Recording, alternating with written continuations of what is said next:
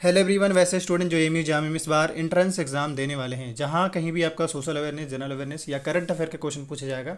अब इसलिए video help करेंगे, लेकिन उससे पहले मैं आपको रिकमेंड करना चाहूँगा, आप जिस भी पेपर के लिए देना चाह रहे हैं, मतलब like BA political, BA honours के लिए, या फिर बीएलएलबी हो गया, जिस भी कोर्स के लिए देना चाह रहे हैं, सबसे पहले मेरा रिकमेंड होगा, पर्सनल रिकमेंड ये होगा कि सबसे पहले आप क्वेश्चन पेपर उसको सोल्व कर लीजिए और उसके लेवल को, स्टैंडर्ड को समझने की कोशिश करिए, और क्वेश्चन के जो ऑप्शन है उससे खेलिए, उससे समझने की कोशिश करिए क्या इनके सोर्सेस हैं। फिर उसके बाद, क्योंकि वहाँ से आपको कंप्लीट आइडिया लगेगा कि हाँ भाई, अगर बाई द वे ये पॉलिटिकल के लिए दे रहे हैं तो उससे में क्या पूछ रहा है, ज्योग्राफी के लिए दे रहे हैं, क्योंकि ऐसा है कि अगर बाई द वे आप बीए के लिए दे रहे हैं तो उसका डिमांड अलग है, बीए पॉलिटिकल का डिमांड अलग है, बीए ज्योग्राफी का डिमांड अलग है। बट ये है कि ओवरऑल जीएस का सेक्शन आ जाता है इसलिए, लेकिन कुछ डिमांड ऐसे जो थोड़ा थोड़ा सब में वेरी करते हैं। तो इसलिए ये चीज़ को समझने के लिए सबसे पहले ज़रूरी है कि क्वेश्चन पेपर को देखें। चलिए, अब बिना टाइम वेस्ट किए डायरेक्ट हम क्वेश्चन पे आते हैं। हालांकि ये वो आर्टिकल है जैसे सिविल देश, हर देश में लोगों के लिए एक सिविल राइट है, और उस देश पे डिपेंड करता है, उस कंट्री पे डिपेंड करता है कि उन्होंने अपने नागरिकों के लिए कौन कौन से सिविल राइट दिए हैं। जैसे कि इंडिया में बात करें तो टोटल मतलब बहुत सारे हैं, लेकिन 4 इंपॉर्टेंट सिविल राइट है, जिसमें कि right to life, right to family life कह लिए, राइट टू एजुकेशन हो गया, राइट टू एक्सप्रेशन हो गया, right to freedom of speech हो गया। तो अगर हम देखा जाए 4 की बात कर ली, इसके अलावा राइट टू मोमेंट हो गया। वो अगर जितने अभी तक बताया उस हिसाब से अगर देखा जाए तो सिर्फ एक ऑप्शन ऐसा है जो इसमें मैच कर रहा है, जो कि ऑप्शन बी, यानी freedom of speech and expression. ये जो होगा वो करेक्ट आंसर होगा। चलते हैं नेक्स्ट क्वेश्चन पे। अगला क्वेश्चन यहाँ पे कह रहा है कि who among the following was the chairman of drafting committee of the constituent assembly. तो इसका जो करेक्ट आंसर होगा आपको पता ही है वैसे, बट फिर भी आंसर करते हैं यहाँ पे। करेक्ट आंसर जो होगा B R Ambedkar. Next question पे आते हैं। यही बी आर अम्बेडकर, इनको first law of minister of India भी कह सकते हैं, ये हैं मतलब फर्स्ट लॉ ऑफ मिनिस्टर। अब नेक्स्ट क्वेश्चन पे आते हैं। अगला क्वेश्चन कर रहा है the program of cultural revolution was associated with. अब ये समझना होगा कि कल्चरल रेवोल्यूशन होता क्या है। बेसिकली ये एक तरह का प्रोपेगेंडा था।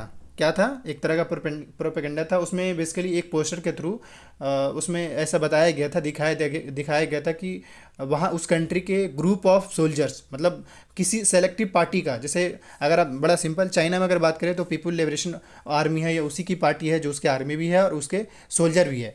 उन लोगों के द्वारा एक प्रोपेगेंडर निकाला गया था या रिलीज करा गया था पोस्टर, और उसमें बेसिकली शो किसको किया गया था? ग्रुप ऑफ सोल्जर को। और वो ग्रुप ऑफ सोल्जर कौन थे? ये आपके पीपुल्स लिबरेशन आर्मी के थे। इसी इन्हीं लोगों को कल्चर रेवोल्यूशन से इंडिकेट किया जाता है, और उसके मेन जो एसोसिएटर हैं या मेन जो लीड करने वाले थे वो माओ से टंग करके हैं। ये मतलब चाइनीज नाम है, तो थोड़ा आप प्रोनाउंस खुद से कर लीजिएगा।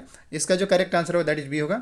थोड़ा सा अब हम इसमें और भी ऑप्शन है जो कि इंपॉर्टेंट है। जैसे कार्ल मार्क्स की बात करें तो ये सोशलिज्म के सपोर्टर थे और ये जर्मनी के थे। वही वी आई लेनिन की बात करें और जे स्टालिन की बात करें, ये दोनों जो है आपके यूएसएसआर से हैं। और अगर यूएसएसआर की बात करें तो सोशलिज्म को ज़्यादा बढ़ावा दिया गया है, न कि कैपिटलिज्म को। सोशलिज्म अगेंस्ट रखा गया है। अब आते हैं अगले क्वेश्चन पे। इसके अलावा ये भी आपसे क्वेश्चन पूछा जा सकता है कि बोल्शेविक रेवोल्यूशन किस कंट्री से एसोसिएटेड है। बोल्शेविक रेवोल्यूशन किस कंट्री से एसोसिएटेड है, इसका आंसर आपको कमेंट करना है। अब आते हैं नेक्स्ट क्वेश्चन पे। कर Hamas is a nationalist organization. ये हमास नेशनलिस्ट ऑर्गेनाइजेशन की बात करें तो पिछले साल ये काफ़ी पॉपुलर रहा है। किस कंट्री से है वो आपको बताना है। बेसिकली इसका जो करेक्ट आंसर होगा, अगर आपको पता हो, नहीं तो करेक्ट आंसर होगा +3 होगा। यहाँ पे इजराइल का बॉर्डर कौन कौन सा है, इजराइल का बॉर्डर आपको बताना है। नेक्स्ट क्वेश्चन पे आते हैं। कह रहे विच one of the following is an NGO campaigning the human rights. NGO का बताना है, नाम बताना है जो ह्यूमन राइट्स के कंपेन को चलाता है, या सिंपली ह्यूमन राइट्स के जो बातें हैं उनको फॉलो करता है और उनके हिसाब से लोगों को बताने की कोशिश करता है। अब जैसे मान लीजिए किसी कंट्री में कोई वैसा वायलेंस हो गया, तो वहाँ पे वो नोटिस करता है कि जो ह्यूमन राइट का जो वायलेशन किया गया, या ह्यूमन राइट के द्वारा जो भी राइट्स दिए गए लोगों को, उसका वायलेशन तो नहीं, उसके बारे में एक एनजीओ है जो कि नॉन प्रॉफिट गवर्नमेंट कह सकते हैं, मतलब कोई गवर्नमेंट से कोई इसका कोई फंडिंग नहीं है। तो इसका जो करेक्ट आंसर होगा दैट इज अमनेस्टी इंटरनेशनल। अब आते हैं नेक्स्ट क्वेश्चन पे। अगला क्वेश्चन यहाँ पे कह रहा है कि who among the following was considered to be foreigner of backward class moment in India. मतलब बैकवर्ड क्लास के लिए कह लीजिए या एजुकेशन को लेकर कह लीजिए, किनको क्रेडिट दिया जाता है इनिशियली, तो ज्योतिरा गोविंदराय फील्ड करके हैं। अब आते हैं अगले क्वेश्चन पे। अगला क्वेश्चन कह रहा है the scientific method in social science emphasize. मतलब बड़ा सिंपल, आप एक जैसे आप साइंटिफिक मेथड समझ रहे हैं कि एक मेथड होगा, उसमें बेसिकली हम लोग स्टडी क्या करते हैं, सोशल साइंसेस के बारे में। तो ऐसे अगर आप जहाँ पे भी सोशल साइंसेस के बारे में लगे, जैसे टूल्स हो गया या बॉडी का आर्किटेक्चर हो गया या और भी चीज़ें, अगर उन सब के बारे में अगर आप स्टडी करते हैं तो हम इसको हम क्या बोलते हैं, एम्पिरिसिज्म। अब आते हैं नेक्स्ट क्वेश्चन पे। अगला क्वेश्चन कह रहा है दी गलवान वैली। आप गलवान वैली से थोड़ा बहुत अवेयर होंगी, गलवान वैली हो गया। तो इसका जो करेक्ट आंसर होगा यहाँ पे दैट इज ईस्टर्न लद्दाख में, गलवान वैली जो वेस्टर्न लद्दाख में है। नेक्स्ट क्वेश्चन पे आते हैं। अगला क्वेश्चन का है Doklam military face of happened between. Doklam किसके बीच में है? तो ये बेसिकली इंडिया एंड चाइना के बीच में। और आपसे ये पूछा जाता है लाइक सियाचिन ग्लेशियर जो है वो किसके किसके बीच में है, जैसे ये भी एक तरह का फेस ऑफ ही होता है हमेशा सियाचिन ग्लेशियर में। तो ये किस किस कंट्री के बीच में होता है वो आपको कमेंट करना है। नेक्स्ट अगर हम बात करें अगले क्वेश्चन पे, तो कह रहे हैं LOC is border line between. LOC जो है किसके बीच में है? तो इसका जो करेक्ट आंसर आपको पता ही होगा वैसे, इंडिया एंड पाकिस्तान। इसके साथ ये भी LAC किस कंट्री के बीच में है? नंबर 1 इसका आंसर आपको कमेंट करना है, नंबर 1। नंबर 2 ये कि मैकमोहन जो रे है, या नहीं लाइन कह लीजिए, रे नहीं, लाइन जो है वो किस किस कंट्री के बीच में है वो बताना है। तीसरा पाक स्टेट जो है वो किस किस कंट्री के बीच में वो आपको आंसर करना है, ये आपको कमेंट बॉक्स में। ये काफ़ी इंपॉर्टेंट क्वेश्चन इसलिए मैंने आपसे पूछ दिया। इसके अलावा आप यहाँ पे एक क्वेश्चन, लास्ट क्वेश्चन यहाँ पे मतलब अभी इस टॉपिक का। अब चलते हैं नेक्स्ट क्वेश्चन पे। अगला क्वेश्चन क्या है यहाँ पे, कह रहे हैं यहाँ पे Vishakha and others versus state of Rajasthan case pertain to which one of the following, मतलब इसके लिए ये केस था Vishakha versus others and state of Rajasthan के बीच में था। और ये इसमें सुप्रीम कोर्ट का फाइनल ज्यूरिडिक्शन आया था। उसमें बेसिकली जो ज्यूरिडिक्शन आया था वो किस चीज़ को लेकर था वो थोड़ा आपको समझना होगा। Sexual harassment of women at work place को लेकर था, उसी वजह से केस फाइल हुआ था। और उसमें फाइनली सुप्रीम कोर्ट ने ये कहा था कि इस तरीके से जो है आप मतलब उनको ये नहीं कर सकते, रिस्ट्रिक्ट नहीं कर सकते, उनका कहने का मतलब ये था। अब चलते हैं नेक्स्ट क्वेश्चन पे। कर which concept describe the separation of religion from the state. मतलब इनमें से कौन सा ऐसा कंसेप्ट है जिसमें हम लोग बेसिकली ये जान पाते हैं कि जो रिलीजन उनको स्टेट से अलग रखा गया है। मतलब अगर हमारे देश की ही बात करें तो रिलीजन को स्टेट से अलग रखा गया है, स्टेट इसमें कोई इंटरफेरेंस नहीं कर सकते हैं ये। तो इसका जो करेक्ट आंसर होगा दैट इज आपका सेकुलरिज्म होगा। बाकी प्लुरलिज्म होता ही है, पहले थोड़ा इसके बारे में भी थोड़ा जान जाए प्लुरलिज्म क्या होता है। बस इसमें ही होता है कि या तो दो ग्रुप कह ली या दो स्टेट मिलकर जो पावर को शेयर करते हैं उसको ही प्लूरलिज्म कहते हैं। बाकी टॉलरेंस तो आप समझ में आ रहे होंगे, यानी बियर करना, पेशेंस। नॉन अलाइनमेंट जो होता है ये उससे कोई रिश्ता नहीं, मतलब आपके ये सेपरेशन रिलीजन से। तो इसका जो करेक्ट आंसर होगा दैट इज सेकुलरिज्म होगा। अब आते हैं नेक्स्ट क्वेश्चन पे। नेक्स्ट क्वेश्चन कह रहे हैं यदि ozone layer act as a efficient filter. मतलब सिंपली ओजोन लेयर के बारे में जानते हैं कि ये जो है फिल्टर का काम करते हैं बेसिकली किस रेज को लेकर, तो यूवी रे जो अल्ट्रा वायलेट रे होते हैं उसको प्रोटेक्ट करते हैं हमारे अर्थ को, या हम लोगों को मतलब उसके जो यूवी रे आते हैं उसको प्रोटेक्ट करते हैं। अब आते हैं नेक्स्ट क्वेश्चन पे।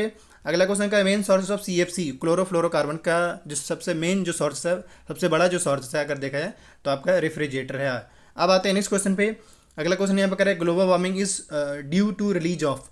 ग्लोबल वार्मिंग का सबसे बड़ी वजह है आपका ग्रीन हाउस गैसेज जो रिलीज होते हैं वो। अब आते हैं नेक्स्ट क्वेश्चन पे। अगला क्वेश्चन कह रहा है Rajendra Sachar committee report is about social economical and educational status of. यानी कि सच्चर कमेटी जो है था वो किसके लिए था। इसका साथ यहाँ पे ये भी है कि मतलब वैसे तो आपको आंसर पता ही होगा लेकिन मैं फिर से बताना चाहूँगा। इसका जो करेक्ट आंसर होगा दैट इज आपका मुस्लिम इन इंडिया। मुस्लिम की मतलब सोशल कह लिए, इकोनॉमिकल कह लिए और एजुकेशनल स्टेटस के बारे में इसमें रिपोर्ट आया था। बाकी थोड़ा सा दलितों को लेकर कौन सा कमेटी आया है वो देख लीजिएगा। ट्राइबल इंडिया को लेकर, क्रिश्चियन को लेकर जो कमेटी बनकर है वो जरूर देख लीजिएगा एक बार। अब आते हैं नेक्स्ट क्वेश्चन पे। अगला क्वेश्चन कह रहे हैं यहाँ पे दी कंट्रोवर्शियल इंडियाज डॉटर। ये एक तरह का मतलब कंट्रोवर्शियल था और इंडियाज डॉटर पे एक आया था, लेकिन था क्या वो, जैसे नोवेल था, बॉलीवुड फिल्म था या पोएम या क्या रिलीज़ कराया गया था। बेसिकली इसका जो करेक्ट आंसर होगा आपका BBC डॉक्यूमेंट्री होगा। नेक्स्ट क्वेश्चन पे आते हैं। अगला क्वेश्चन कह रहा है डॉक्टर BR अम्बेडकरवाद। इनमें से BR अम्बेडकर कौन थे? तो ऑब्वियसली आपको पता ही है कि आर्किटेक्चर ऑफ इंडियन कॉन्स्टिट्यूशन कहा जाता है, करेक्ट है। इसके अलावा फर्स्ट लॉ मिनिस्टर भी हैं, थे मतलब है नहीं। एंड थर्ड वन वो एक बाद में जो है बुद्धिज्म को एक्सेप्ट किए थे, तो उस हिसाब से देखा है तो करेक्ट आंसर इसके D होंगे। नेक्स्ट क्वेश्चन पे आते हैं। यहाँ से 2000 मतलब एक ये कि नोबेल प्राइज़ जरूर देख लीजिएगा सभी के लिए। 2019 Nobel prize in the economic was awarded to, किनको दिया गया था? तो करेक्ट आंसर फर्स्ट होगा Abhijit Banerjee, Esther Duflo and Michael Kremer. अब आते हैं क्वेश्चन नंबर 29 पे। 29 यहाँ पे कह रहा है कि a science that study the relation between organism and their physical environment. मतलब समझिए थोड़ा सा किसके बारे में स्टडी कर रहे हैं। रिलेशन है किसके बीच में? ऑर्गेनिज्म और देयर फिजिकल इन्वायरमेंट। अब ऑर्गेनिज्म में एनिमल हो सकते हैं, वो सभी हो सकते हैं।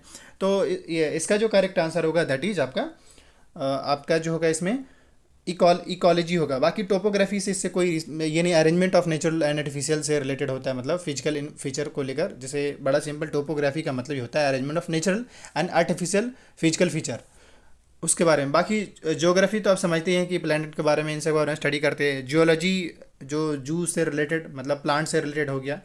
और अगर हम इसमें बात करें यानी कि इकोलॉजी की बात करें तो एनिमल से रिलेटेड हो जाता है। क्लियर है। और अब एक लास्ट क्वेश्चन यहाँ पे कह रहा है the Indian constitution recognise two types of minorities based on, मतलब हमारे जो कॉन्स्टिट्यूशन है वो दो तरीके के माइनॉरिटीज़ को कंसिडर करता है। क्या क्राइटेरिया रखा है उसके बारे में।